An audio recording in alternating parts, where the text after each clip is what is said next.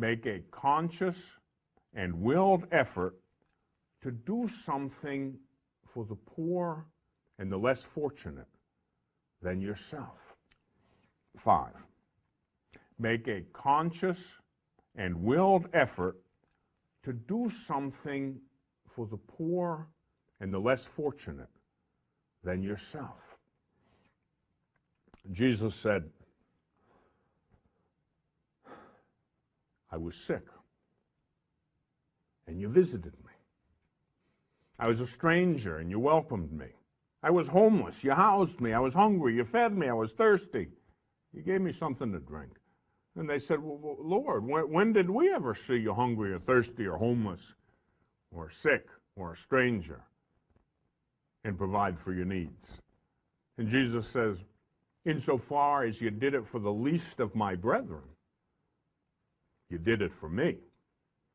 And insofar as you neglected to do it for the least of my brethren, meaning the poor and the disenfranchised, the elderly, the sick, and so forth, insofar as you neglected to take care of them, you neglected to take care of me. You see, Jesus united himself with all the poor and the suffering. We need to care about this. This year, do something serious, significant, for those less fortunate than yourself. It's a mandate. It's a gospel mandate. We have to. We have to.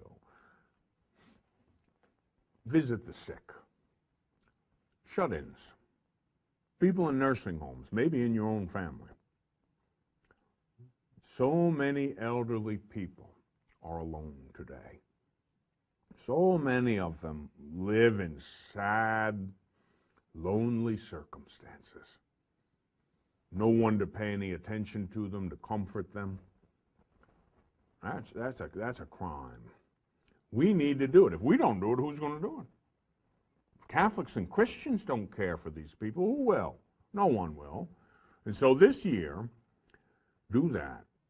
You know, maybe it means dedicating an hour of your time to go to the local soup kitchen and feed the hungry, right? Maybe it means going to the hospital to volunteer. You know, the candy stripers come to mind. Volunteerism is a very good thing. We need to do this. We need to care for those whose circumstances are not so great. You know, you and I might be there one day. You and I could be sick in the hospital. You and I could be elderly, you know. It's like my grandmother one day. She was 94 in a nursing home. She looked around and said, huh, look at all these old people. Boy, she was the oldest one in the joint. Look at all these old people. She said, I'm the Lone Ranger. She'd outlived everybody, you know. Outlived my grandfather, her 8 brothers and sisters. She was the last one. And I'm sure at times she was lonely. And we visited her. We tried to make her life better at the end. So little acts of kindness go a long, long way. 6, consider helping your parish in one of their programs. Be a lector, Eucharistic minister. You know, over the years I've had letters from people who have qualms about being Eucharistic minister. And I understand where the qualms come from. Certainly the Holy Eucharist is to be treated with the greatest of reverence. Certainly the deacon and the priest and the bishop, they are the ordinary ministers of the Holy Eucharist. Certainly.